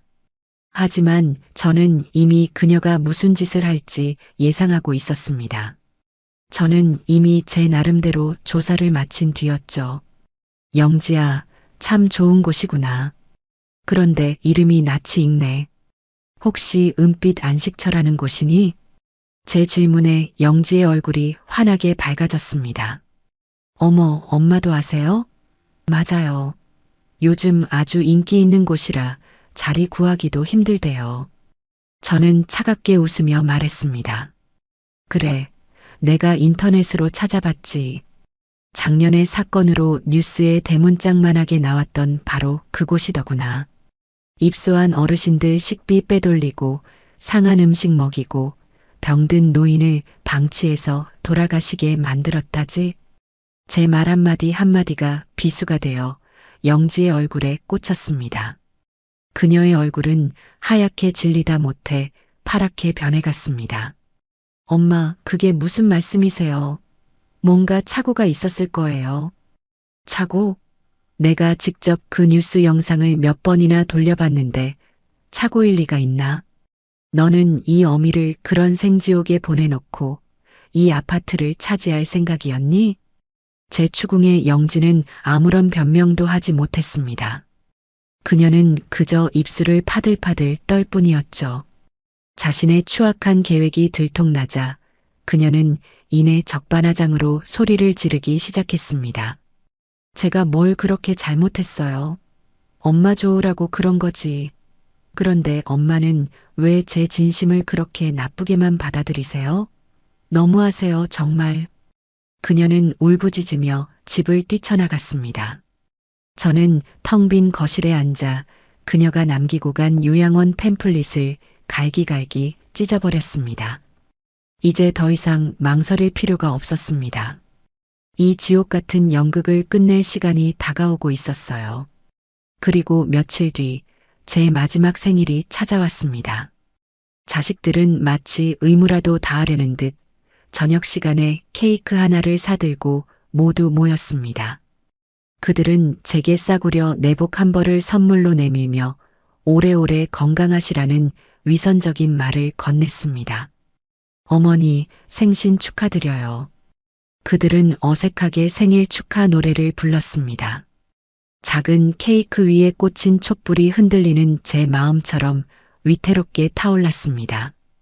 저는 촛불 너머로 보이는 자식들의 얼굴을 하나하나 뜯어보았습니다. 그들의 눈에는 생일을 맞은 어머니에 대한 축하의 마음이 없었어요.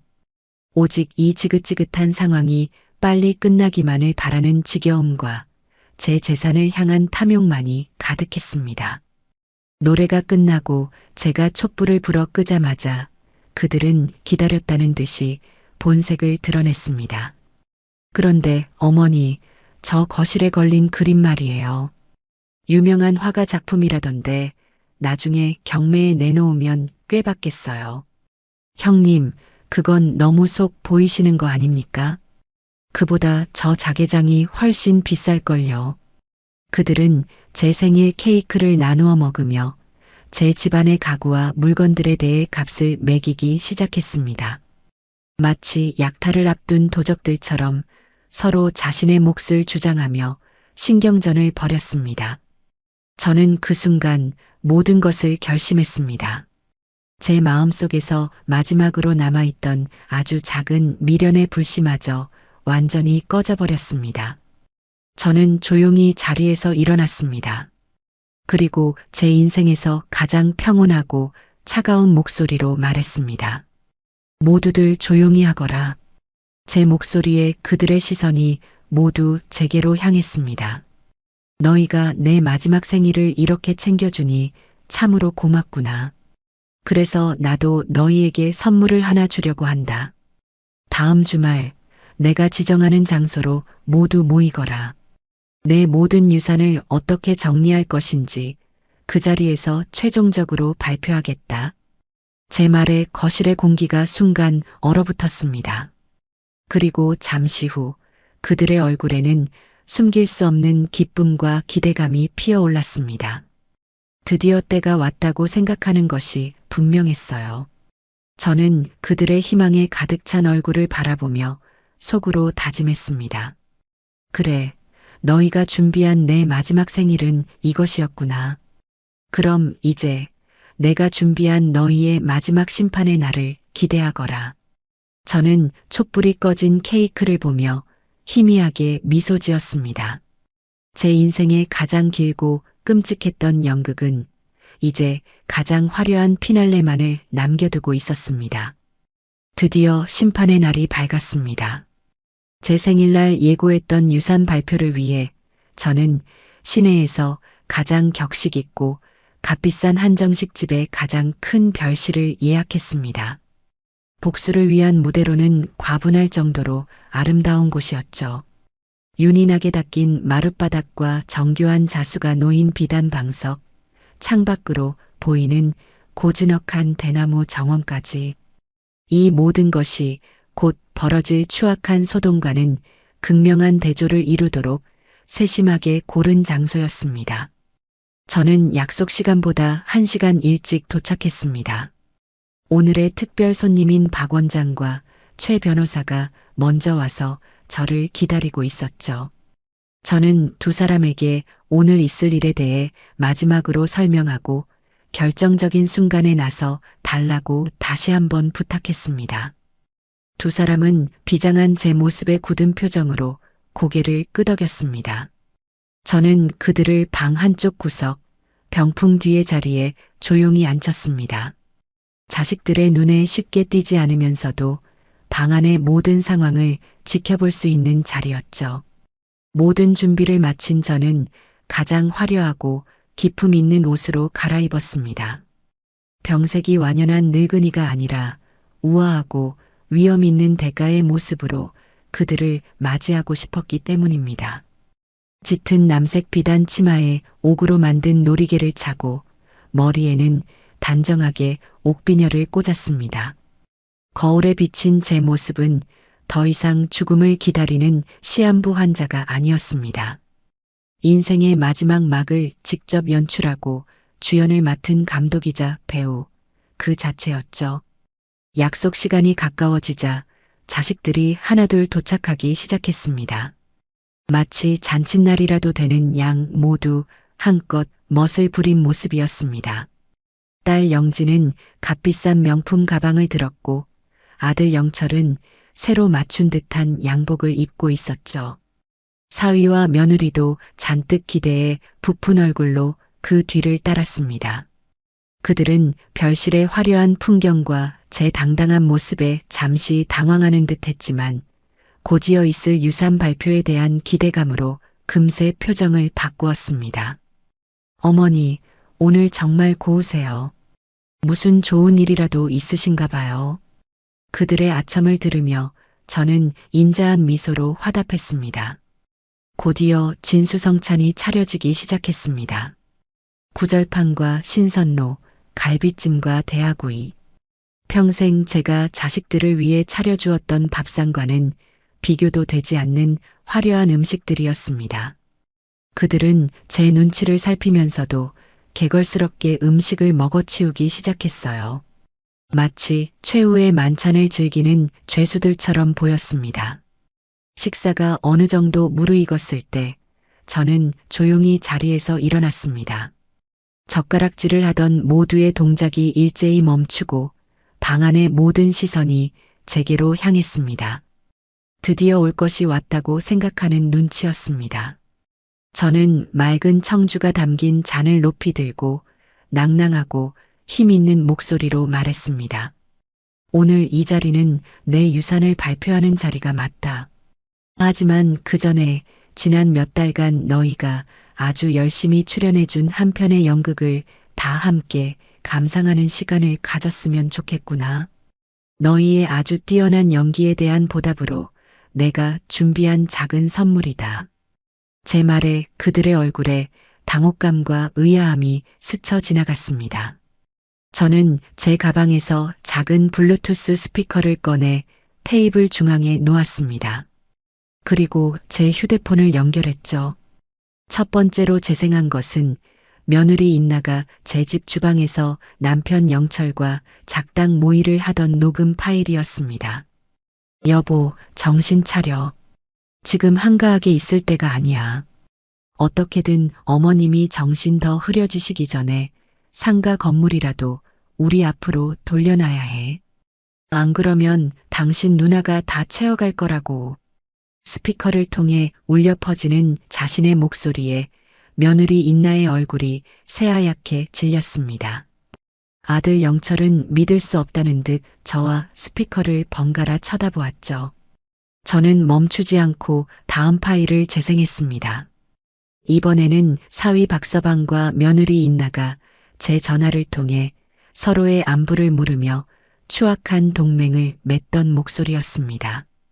어머님께 사업 이야기 좀 해보셨어요? 제가 다음에 갈 때 서류 같은 거 없나 한번 찾아보겠습니다.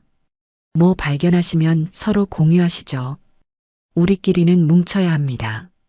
사위 박서방은 고개를 푹 숙여버렸고 며느리는 입술을 파랗게 떨며 저를 노려보았습니다. 마지막으로 제가 재생한 것은 제가 깨뜨린 찻잔 앞에서 며느리가 내뱉었던 잔인한 한마디였습니다. 솔직히 곧 돌아가실 분이 이런 비싼 그릇은 다 뭐하러 가지고 계셨어요?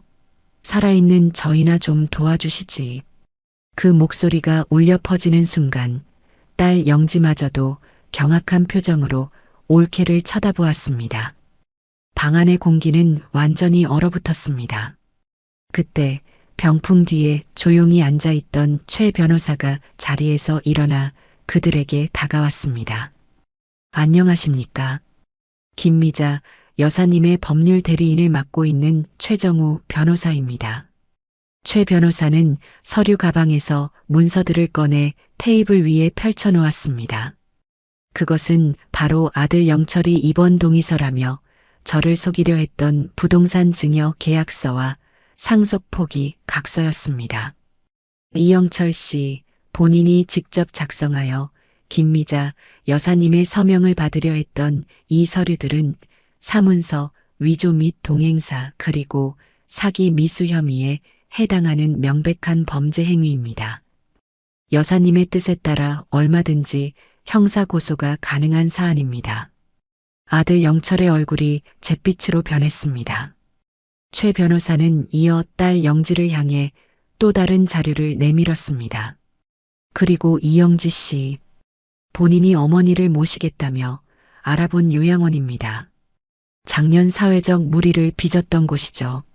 만약 여사님께서 이곳에 입소하셨다면 보다 더한 죄가 성립될 수도 있었습니다.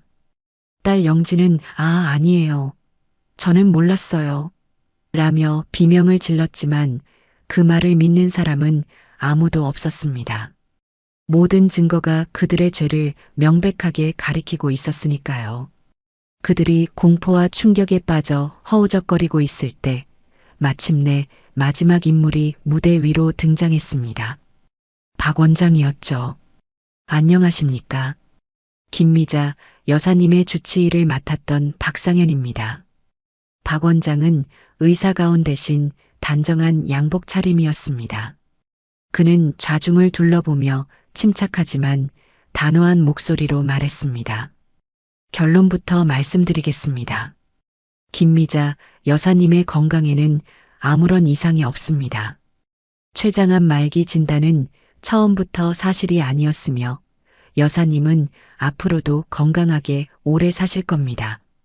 그것은 사형 선고나 마찬가지였습니다. 그들의 마지막 희망, 즉 저의 죽음이라는 전제 자체가 거짓이었다는 사실이 밝혀진 순간 그들의 얼굴은 절망 그 자체로 변했습니다. 딸 영지는 그 자리에 주저앉아 통곡하기 시작했고 아들 영철은 넋이 나간 사람처럼 허공을 응시했습니다.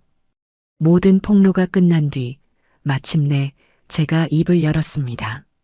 제 목소리는 얼음처럼 차갑고 강철처럼 단단했습니다. 너희에게 줄 유산은 단 1원도 없다. 내 이름으로 된 모든 재산은 오늘부로 김미자 장학재단에 이미 기부 절차를 마쳤다. 이 아파트와 상가 건물, 내 통장에 있는 돈 한 푼까지 전부 말이다. 저는 제 앞에 놓인 찻잔을 들어 향을 음미하고는 말을 이었습니다. 너희는 내 자식이 아니라 내 인생에서 가장 공들여 키운 최대의 실패작이다.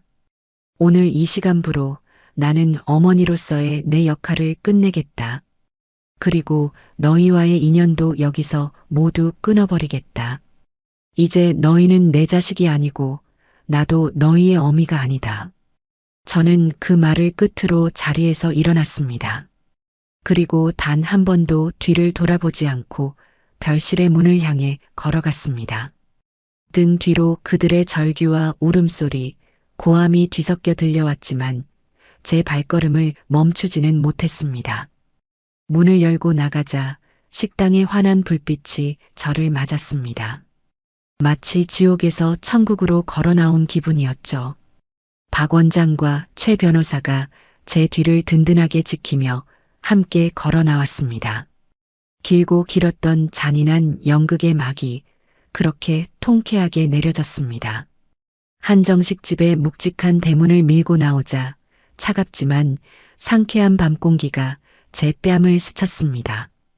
저는 수십 년 묵은 체증이 한꺼번에 내려가는 듯한 해방감에 깊은 숨을 들이마셨습니다.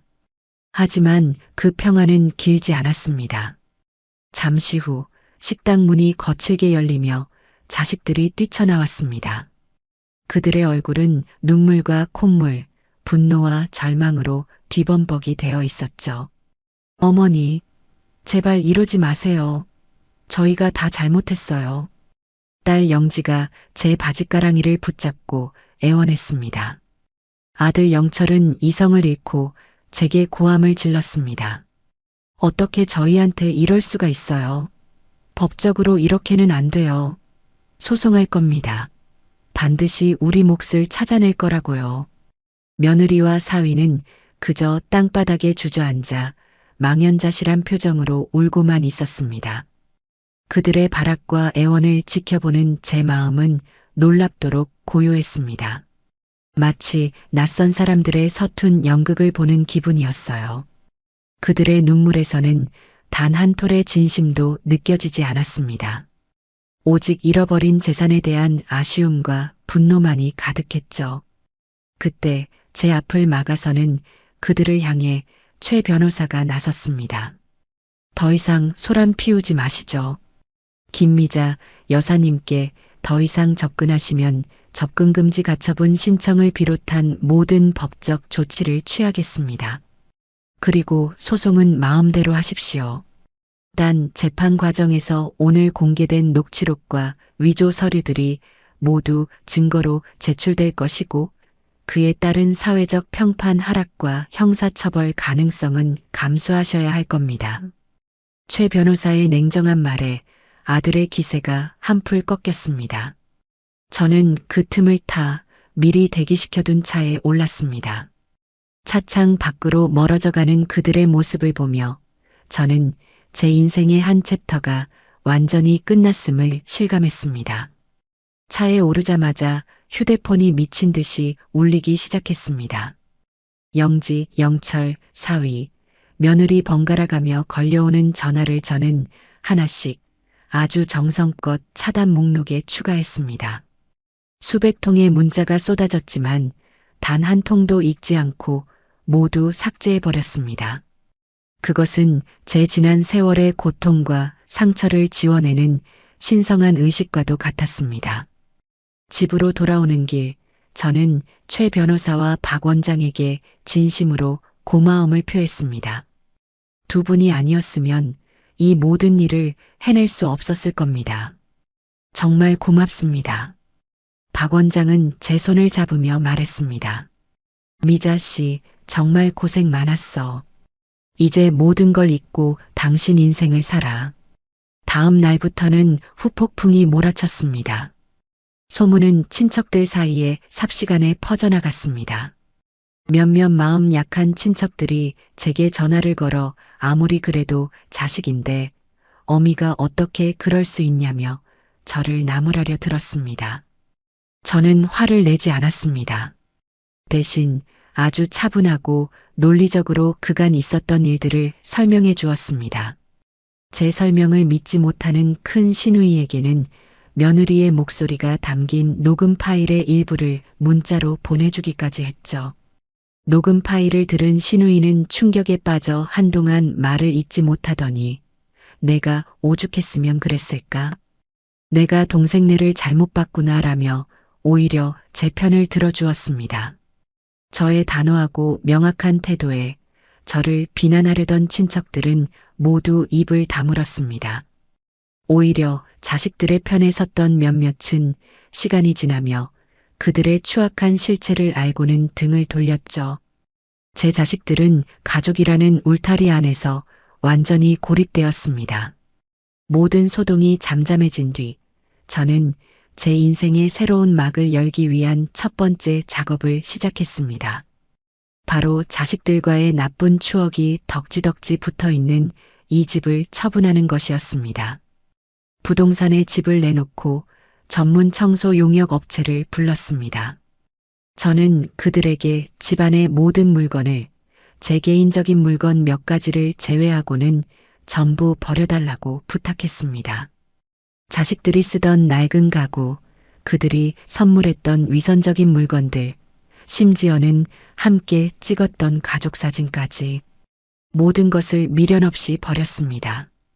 청소업체 직원들이 집안의 물건들을 드러낼 때마다 제 마음속의 응어리도 함께 빠져나가는 기분이었습니다.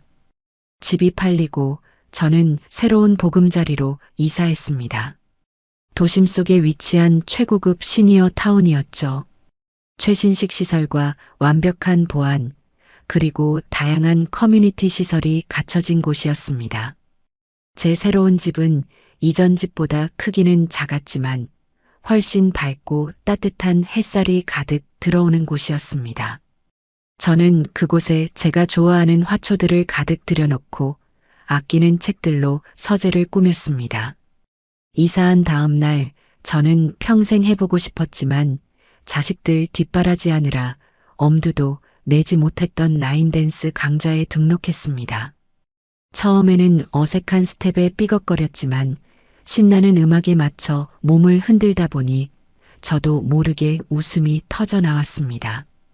그곳에서 저는 저와 비슷한 연배의 새로운 친구들도 사귈 수 있었어요. 남편 이야기, 자식 이야기가 아니라 오직 자기 자신의 꿈과 즐거움에 대해 이야기하는 친구들이었습니다. 우리는 함께 춤을 배우고 맛있는 점심을 먹고 수다를 떨며 시간을 보냈습니다. 제 인생에서 이토록 자유롭고 평온한 시간이 있었나 싶었습니다. 자식이라는 족쇄를 끊어내자 비로소 진짜 제 인생이 시작된 것입니다. 새로운 보금자리에서 완벽하게 적응한 저는 제 인생의 버킷리스트에서 가장 크고 중요한 항목을 실행에 옮기기로 결심했습니다. 바로 세계 일주 크루즈 여행이었죠. 평생 시장과 식당 주방이 세상의 전부였던 제게 세계 일주는 그저 텔레비전 속에서나 볼 수 있는 꿈 같은 이야기였습니다. 하지만 이제 저는 그 꿈을 현실로 만들 수 있는 자유와 능력을 갖게 되었습니다. 저는 가장 길고 화려한 코스의 크루즈를 예약했습니다. 아시아를 출발해 지중해를 거쳐 북유럽까지 무려 석 달에 걸친 긴 여정이었습니다. 여행 가방을 꾸리는 내내 저는 어린아이처럼 설레는 마음을 감출 수 없었어요.